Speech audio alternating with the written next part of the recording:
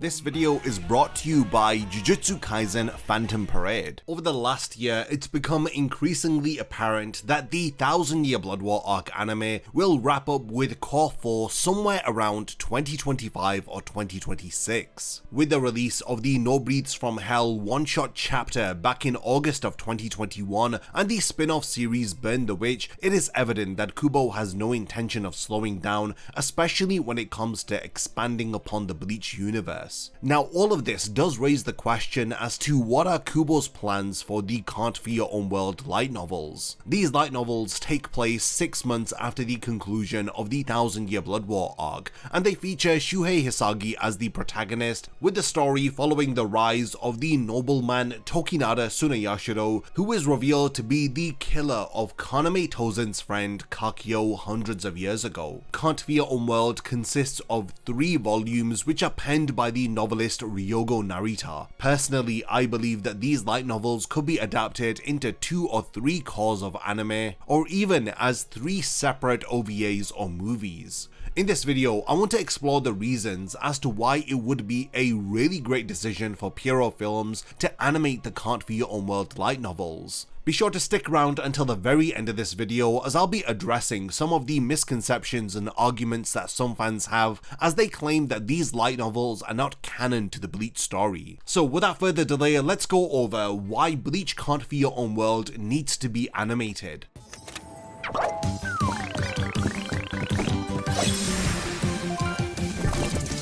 I have some really huge news for Jujutsu Kaisen fans out there. The pre-registration for Jujutsu Kaisen Phantom Parade is officially open. This isn't any ordinary game, it's the first ever officially licensed mobile game based on the Jujutsu Kaisen series. If you've been following the series as closely as I am, then you definitely don't want to miss out on this. The people over at Bilibili Game are bringing this all-new game to a global audience, so no matter where you are, you can join in on the fun. What has me so excited about Jujutsu Kaisen Phantom Parade is that it brings the anime's iconic moments to life. It has everything from Yuji's iconic Black Flash, which is just as devastating in the game, along with Megumi's 10 Shadows technique, and not to forget Nobara's Straw Doll technique. All of these moves and abilities have been faithfully recreated for Phantom Parade. Now, there is a lot more, as this game is fully voice acted, as we get to experience the story of Jujutsu Kaisen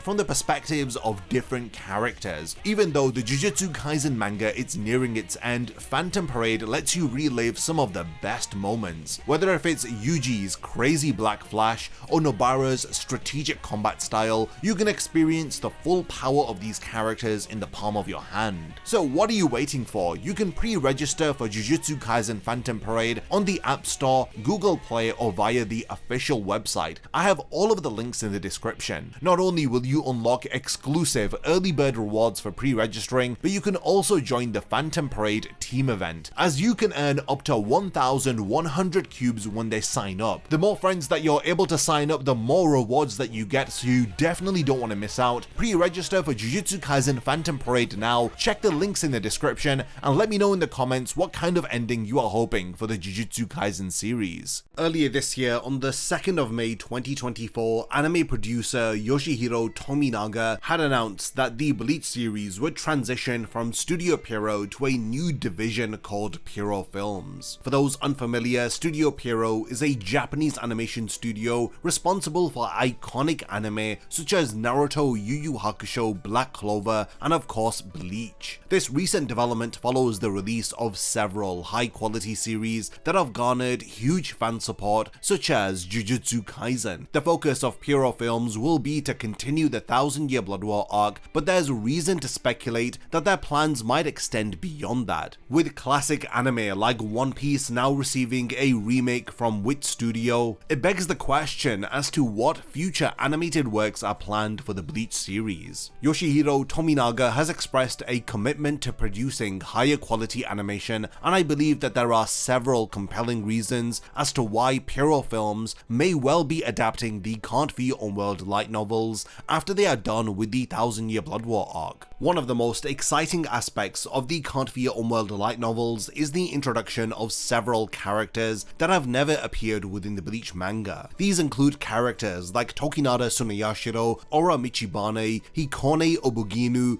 Iko Mikidomoe, and Senosuke Yamada. All of these characters would leave a huge lasting impression amongst fans if they were brought to life via an anime adaptation. These characters not only have unique character designs and extraordinary powers, but their conflicting motives and their roles within the story add layers of complexity to the lore of Bleach. Take Tokinada Tsunayashiro for example. He wields an inherited Zanpakuto known as Enra Kyoten. Now this Zanpakuto can mimic the abilities of other Zanpakuto. Just imagine the sheer scale of spectacle of watching somebody else wield the powers of Kyokasu or Ryujin Jaka. Tokinada is also a fascinating antagonist as he is arrogant, immoral, and someone who revels in evil purely for its own sake. His plan to have Hikone as the next Soul King is a central plotline within the light novels, and his interactions with characters like Hisagi, Shunsui, and Ginjo Kugo shine a spotlight onto the darker aspects of the Soul Society. The actions of Tokinada force readers to question why the noble families within Bleach wield so much power, especially when individuals like Tokinada openly express their cruelty for others. Then you have an individual like Ora Michibane who revives the Fullbringer organization Execution in the world of the living. Ora's goal is to reveal the existence of the Soul Society to humans, and despite her alliance with Tokinada, she harbors deep resentment towards him, knowing that his family was responsible for her father's death. Ora's powers are amplified by the possession of the Soul King's binding chain. This allows Fullbringer abilities to evolve to new heights. I do have separate videos on my channel covering the character of Tokinada, Iko Mikidomoe, Hikone, as well as the backstory of Ginjo Kugo in Can't Fear Unworld, so definitely do check out those videos after this one. Another exciting and integral aspect of Can't Fear Unworld is seeing Shuhei Hisagi step into the limelight as the protagonist of this series. Fans of this character will know that he is the editor-in-chief of the Serete Bulletin,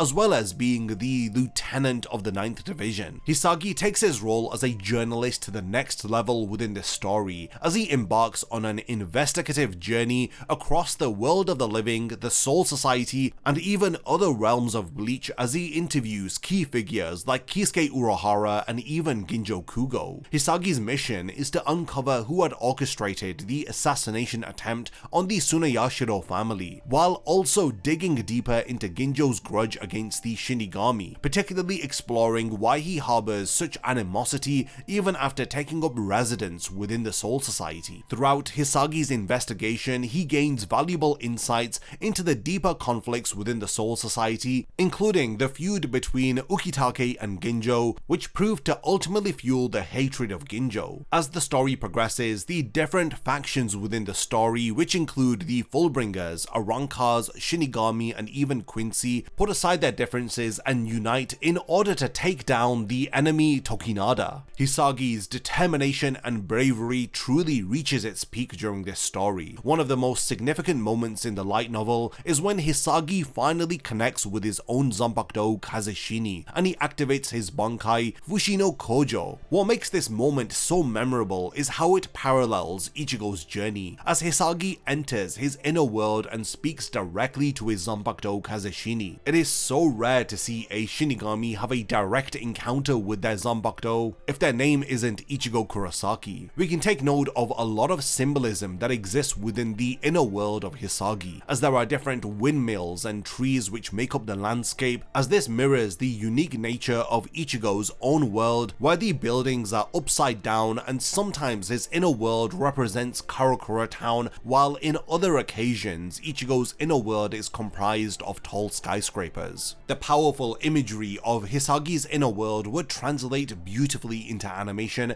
especially during Hisagi's fight with Hikone, where his newfound power allows him to return from death multiple times until he achieves victory. In a fan question and answer that was asked on Kubo's official fan club Club Outside, in question 51, Kubo had mentioned that he never anticipated Hisagi becoming such a popular character. It would make sense to adapt these light novels as Hisagi is already very popular amongst the fandom. Combining this with the incredible symbolism behind his Bankai reveal and the character development that he undergoes, I'm confident that the story of Can't For Your Own World would captivate fans of Shuhei Hisagi. If the anime does well, then I do believe that fans would check out the source material by purchasing the light novels. And this is what usually happens when a manga is adapted into anime form, as fans go back and purchase back issues of manga volumes, which results in a mutually beneficial relationship between the original publisher and the animation studio, as they both benefit from works being adapted into anime form.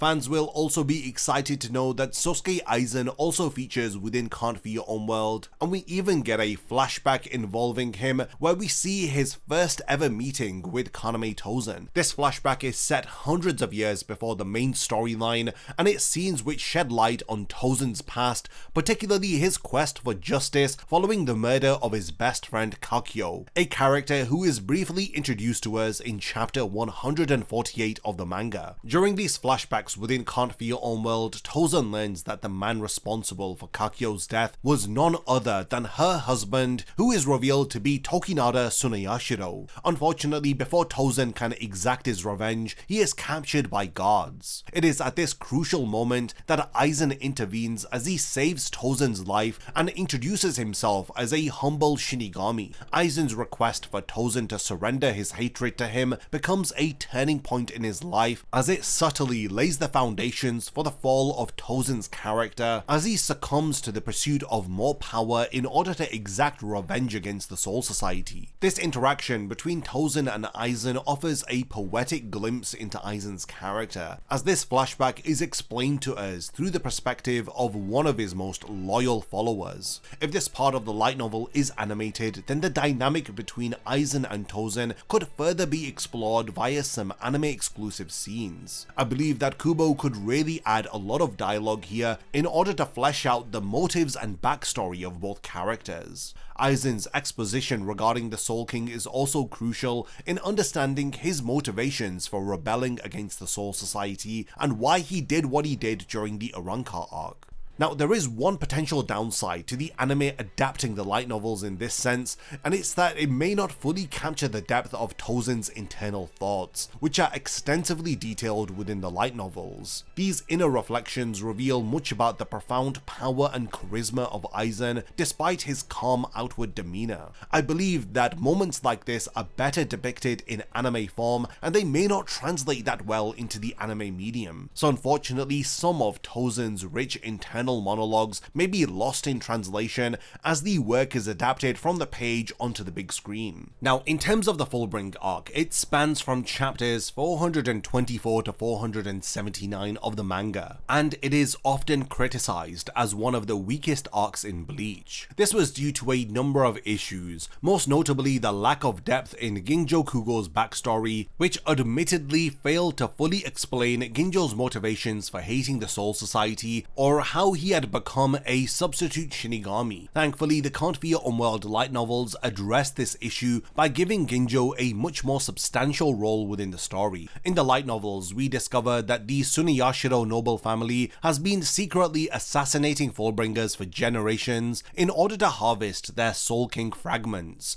while at the same time covering up the fact that they exist. It was the Tsunayashiro family who had murdered Ginjo's comrades, which set him on a path of rebellion and criminality. This revelation adds significant depth to Ginjo's character and his grievances against the Soul Society. The light novels provide a broader understanding of the Fullbringers as a race, as the light novels offer an insight into their powers as well as their history. The fight between Ora Michibane and Ginjo towards the end of the light novel is a standout moment, as it's packed with a lot of action sequences which showcase the immense potential of the Fullbringers. If these battles were adapted into anime form with the right attention to detail, I believe that it would definitely win over the attention of Bleach fans, while also allowing them to have a bit more of a appreciation for Ginjo's character and the role that he had played during the Fullbring arc. Within Bleach, Ichigo is portrayed as the perfect hybrid being, as he embodies powers from every major race in the universe. Via his father, he has inherited Shinigami powers, while from his mother Masaki, he gains Quincy and Hollow powers. Furthermore, after meeting Ginjo, his Fullbringer abilities were awakened, and these combined traits make Ichigo one of the most formidable characters in the series, to the point that the Quincy viewed him as one of the special war powers due to his immense latent potential. In the Can't Feel Unworld light novels, a character called Hikone Ubuginu shares a similar hybrid nature with Ichigo. Hikone was artificially created by Tokinada Tsunayashiro and Oremichibane in order to be a replacement for the Soul King.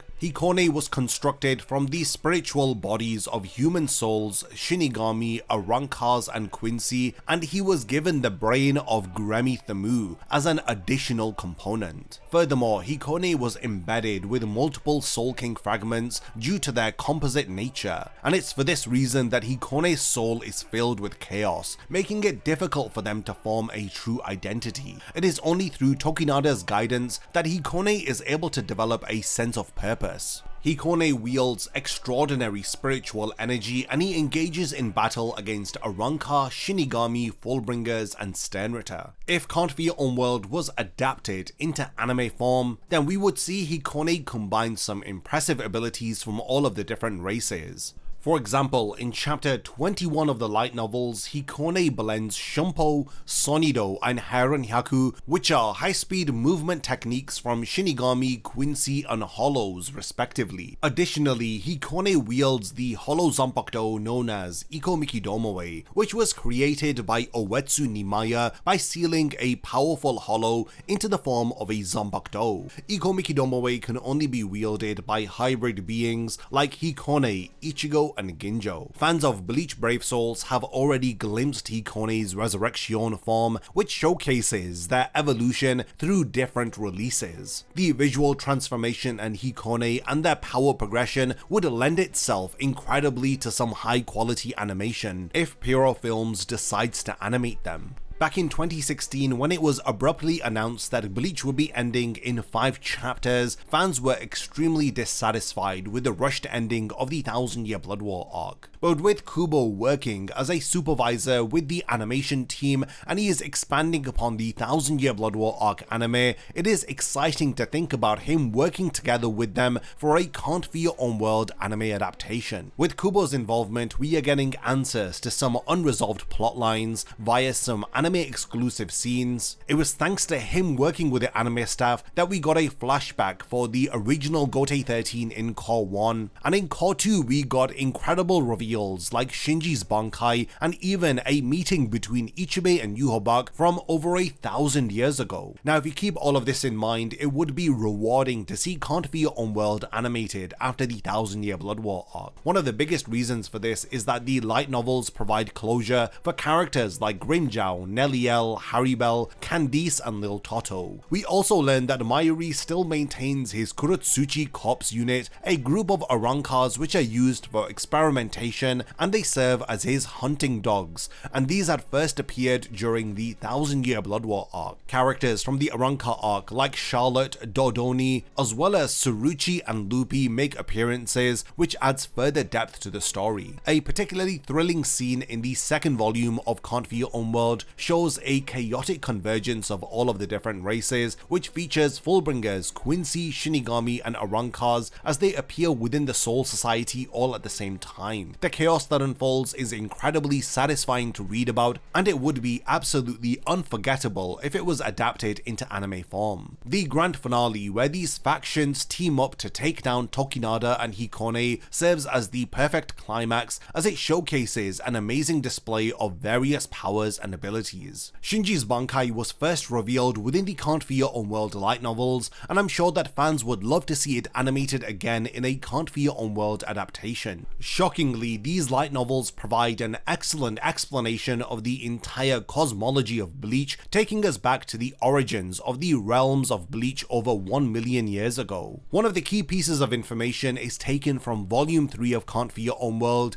and it's that the world of the living, Soul Society and Hueco Mundo were once not separate dimensions, they were all joined into one primordial world. Ichibei, the leader of the Shinigami, gives us an insightful exposition about the past of the Soul Society as he sheds light on how all of the different realms within Bleach had come into existence. We learn that the Soul King had come into existence in response to the Hollows beginning to devour human souls. This had caused the natural cycle of soul circulation to stop. This imbalance threatened to cause all souls to merge into one gigantic Menos Grande. In order to prevent this catastrophe, the Soul King's immense power was exploited by the ancestors of the 5 great noble families. Each family had its own reasons, but their shared goal was to divide the world into 3 separate realms of the world of the living, Hueco Mundo, and the Soul Society. The Soul King's power served as the linchpin which had held all of these realms together. However, the Tsunayashiro ancestor feared that the Soul King could one day use his powers to escape the seal that is placed upon him. As a result, the ancestors of the noble families took the drastic step of mutilating him, stripping him of his limbs and vital organs. This led to the weakened, sealed version of the Soul King that we see during the 1000-year Blood War arc. Animating all of this from the light novels would be immensely valuable for Bleach fans, as it would shed some light on the origin of the Soul King and clarify any remaining doubts that fans would have about the canonicity of Can't Fear Unworld. It would also deepen our understanding of the fundamental workings of the Bleach universe and its lore. One of the most compelling revelations in the 1000-year Blood War arc was the very existence of the Soul King. Now just imagine how exciting it would be to see him in his prime before he was torn apart by the ancestors of the noble families. If these light novels were adapted into anime form, we would also be introduced to the powerful ancestors of the 5 great noble families, and we may even have an opportunity to see how the original Gotei 13 are involved in all of this, and how the realm of Hell may be linked to the backstory of the Soul King, as we know that Hell had always existed alongside the primordial world of Bleach even before the Soul King was mutilated and reality was split into 3 realms. I'll be the first to admit that I was slightly disappointed that the main cast of Ichigo, Orihime, Rukia, Chad, and Uryu don't have much of a presence within Can't Fear Unworld. Ironically, this has led to some fans to speculate the canonicity of these light novels, but in Kubo's official fan club, Club Outside, in question 28, Kubo himself clarifies that he had provided the content and continuity details for the light novels, which include We Do Not Always Love You, Spirits Are Forever With You, and Can't Fear Unworld. He had entrusted the execution of all of his ideas to the authors of these respective light novels, and he had remained involved with the writing of them, despite what some Bleach fans would lead you to believe, as authors like Ryogo Narita were constantly consulting with Kubo in order to keep him involved with the writing process of the light novels. There is potential for Can't Fear Unworld to be adapted into separate anime cores or OVAs, or even into separate movies. I believe that after Kubo wraps up his work with the 1000-year Blood War arc anime, there is a gap of time there for him to be working on the Hell arc of the Bleach manga, where Can't Fear Unworld can perfectly slot into. We do know that there is a 10-year plan with Bleach, so there is a lot of content that is planned within the pipeline that we don't yet know about, and I think that it just makes logical sense for Pierrot Films to move on to the Can't Fear Unworld light novels after the 1000-year Blood War arc is wrapped up. It's a perfect epilogue and setup for the end of Bleach, and if the Hell arc is released alongside the Can't Fear Unworld anime, then there is every chance that they may move on to have an anime adaptation of the Hell arc if there are enough chapters released by Kubo at that point in time. As the Bleach anime draws nearer to its conclusion, as we are now entering into its second half, with Core 3 beginning in October October of 2024, the demand for more content will undoubtedly increase. The Can't Be Your Own World light novels offer a fascinating new avenue for Studio Pierrot to move on to, as we get to see several new characters, new details about the lore of Bleach, and with Pierrot Films being established as a subdivision of Studio Pierrot, I think that they can do a lot of justice by giving us a high quality adaptation of these light novels right after Core 4 wraps up. So we've now reached the point of the video where I want to hand over the discussion to all of you. What do you guys think about all of the points that I've mentioned within this video as to why Bleach Can't Be Your Own World needs to have an anime adaptation? If you haven't read these light novels yet, then I highly recommend that you pick them up and check them out, as they offer us an excellent epilogue to the end of the 1000-year Blood War arc. A lot of loose ends from the finale of the manga are tied together, and all three light novels are definitely worth your time. So I do hope that they are adapted into separate movies or even an anime series. But yeah, let me know what you think, and lastly, thank you for making it to the end of this one, and I cannot wait to see you in my next Bleach Explained video. A massive thank you goes out to all of my amazing Patreon supporters for helping to make this video possible. If you also want to support the channel and see your name in the end of my videos, then check out my Patreon, which has loads of perks like early video access and so much more. Thank you for sticking around till the end of the video, and whatever you contribute will mean a lot to me.